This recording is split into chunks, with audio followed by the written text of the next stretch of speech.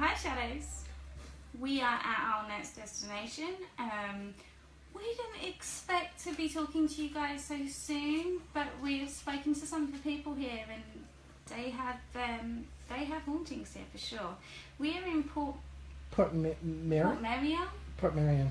in North Wales, and this place is really, really strange. Imagine like a cluster of Mediterranean buildings in the middle of like the forestry of Wales, and that's where we are, just checking out the window. I mean, look at this place. This place is crazy. We're not, I think that I feel like I'm in the Mediterranean. I don't feel like I'm in... Oh. There you go. So we've just been shown to our room. We were talking to a lady in a bookshop, and she was saying that the ice cream parlour has had an apparition of a little girl. They've also seen people walking the streets. There's a bridge just down there where I think a lady threw herself off of. In the 50s. In the 50s. And a younger guy, was walking his dog, and he had an apparition pass through him. Apparently that's what we were told. So the interesting thing about this, we thought we were going to be up in the hotel over there.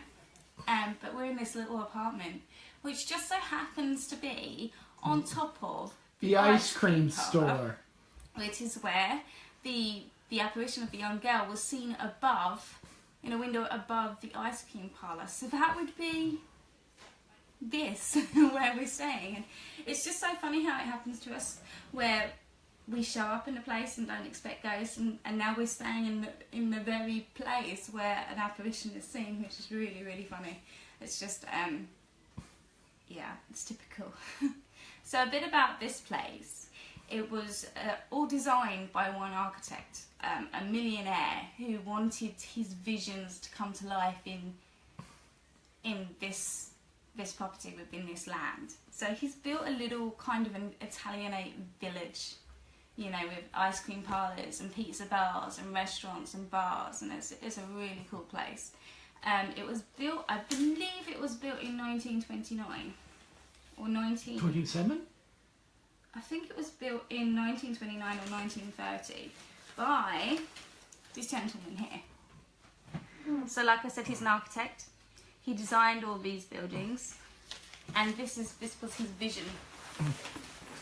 After buying a plot of land in North Wales, he decided to turn it into the Italian Riviera, which is based on the Italian Riviera. Let's see what kind of information I can give you about the history of this place. I have a map. It's a tour. It's like a.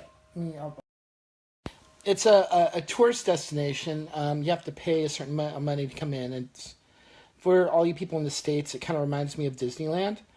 The cool thing about this, if you're into cult television or science fiction or fantasy, this is where The Prisoner was filmed.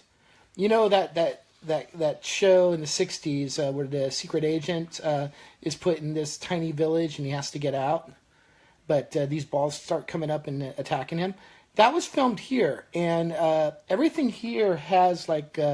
lots of like prisoner type stuff, and it has the symbols and the chairs and all sorts of cool things. So that's a plus. As for the hauntings and stuff, well, we're gonna have to find out, because when we came here, like I said, we didn't expect this place to be haunted. Yet our our apartment is right above the ice cream store, where we were told by a shop owner that the little girl seen in the window above it, there's a ghost. Yeah. Would be here. Would be this apartment. Yeah. Okay, so Portmeirion was built by Chloe Williams Ellis, born 1883 and died in 1978, to show how a beautiful site could be developed without spoiling it. All the buildings here are registered Grade 1 or Grade 2 historic buildings. The village is surrounded by 70 acres of forest gardens. And we've had a bit of a look at the gardens and stuff. They've got a Chinese garden. They've also got a site where there was a 12th century castle too, which could explain some of the apparitions seen here, maybe? Could be, possibly. It depends on what kind of... because you kind of hear rumours here and there. This place isn't actually... I don't think you can find this place is Well, you did, didn't you? You found it online. I found a little bit, yeah, but it's not well but known. no, they don't talk about it. Mm-mm. Here, they frown upon the hauntings, but they are here, as we were told. They don't like to tell it. Like the lady we bought a book on haunted Anglesey, so that's what started the conversation.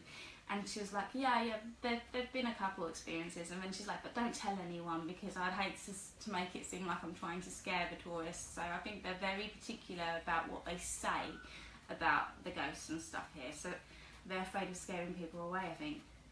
That's interesting.